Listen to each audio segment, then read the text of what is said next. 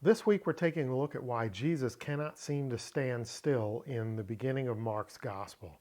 So early on in that book, we see Jesus' original gospel. He announces that the time has come and the kingdom of God is drawn near. Then he goes and does a little bit of healing, a little bit of preaching, and what we're going to pick up with today is Mark chapter 1, verses 35 through 39. Let us begin with verse 35. And rising very early in the morning, while it was still dark, he departed and went out to a desolate place, and there he prayed. So I want to look at two different sections from this verse that are pretty interesting. First up, kai proi enuka lian. So this is where it says, and very early in the morning. So it's literally kai and proi, early, then skip over enuka to leon. Leon is very, it's an intensifier. It makes whatever it's talking about more. And so very early, but sandwiched in between early and very is enuka, in the night. So because it's sandwiched in between, it's telling us that this very early is while it was still dark.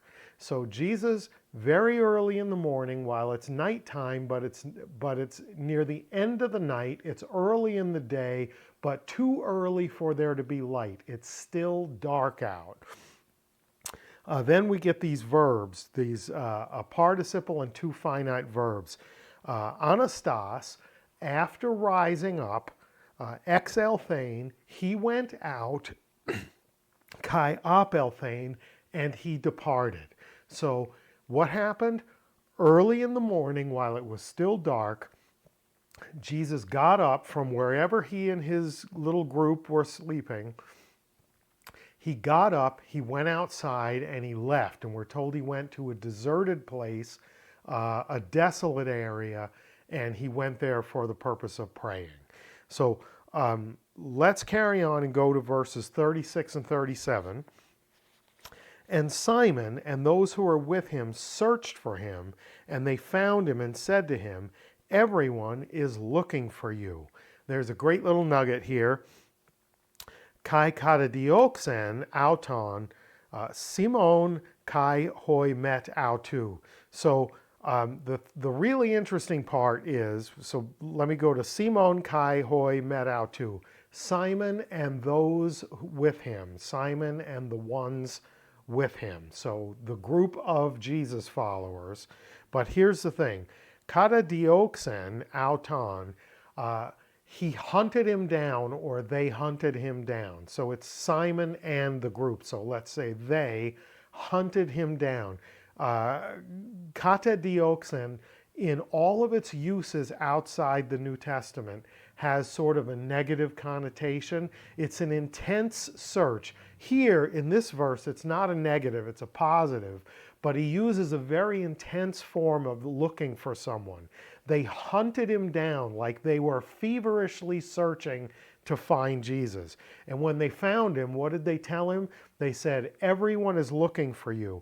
This is critically important, and it plays heavily into Jesus' response. So they wake up, Jesus is gone, they hunt him down, and when they find him, they say, everyone is looking for you. Well, I know they're looking for him, but who's this everyone? All the people in the place where Jesus had been healing and preaching, right?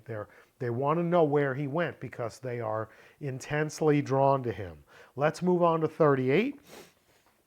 And he said to them, so this is Jesus speaking to Simon and the group, let us go on to the next towns that I may preach there also, for that is why I came out. Now there's some really interesting stuff here in this verse. Agomen alaku estas ekomenas komopoles. So agomen is a hortatory subjunctive. Let us go. It's a verb in the subjunctive. It's a first person plural. And remember, with imperatives, there are no first person imperatives, right? You can't give yourself an order. But there's a thing called the hortatory subjunctive, where a plural group, where I'm a part of the group, I can encourage us, I can exhort us to do something. Agomen, let us go.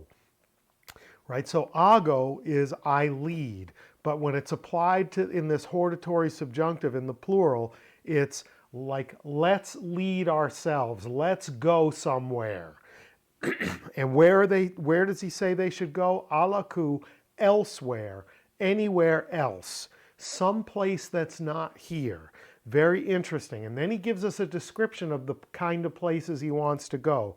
Estas ekomenas komopoles. Ace, unto, tas ekomenas, the places having, or it's in the middle voice, so it's kind of in the places being, near, komopoles, market cities. Cities that are big enough to have a marketplace. Cities that are big enough to sort of have suburbs. So central points where people congregate, and there's probably a market in the middle of the city, there's a synagogue, there are schools, there's an active society functioning there.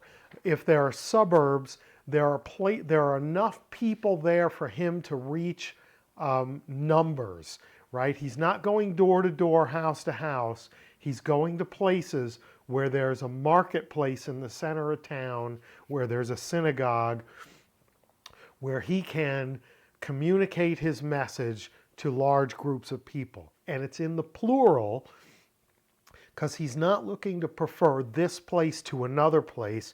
He's looking for places that he wants to go. And then he tells them, Hina kai eke keruxo, hina, in order that, kai also, eke there, keruxo, I should preach, or I might preach. In order that I might also preach there, eis tuto, unto this, like for this reason or for this purpose, gar, for this reason or purpose, exelthon, I came out.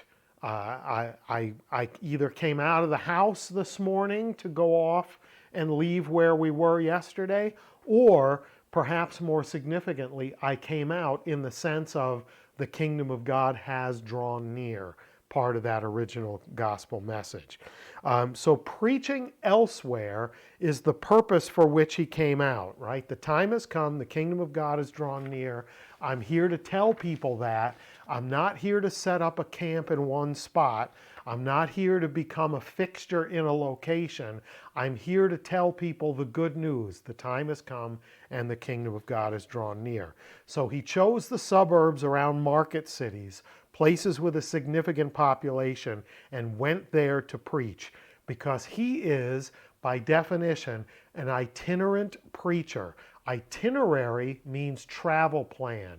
He's a preacher who plans to move from place to place and not to set up shop in one spot. Let's look at verse 39 to confirm this. And he went throughout all Galilee, preaching in their synagogues and casting out demons. He brought his message throughout all Galilee because that's what the itinerary calls for. The itinerant preacher whose plan is to move from place to place to these kind of places, towns, villages, cities that are big enough to have enough of a population base that he can communicate to them in places like the market or the synagogue and get the gospel, his message, out. The time has come. The kingdom of God is drawn near. I hope that was good for you. If it was, please like, share, subscribe, leave me some feedback in the comments. And until next time, Charis Kai Rene Humin, grace and peace to you.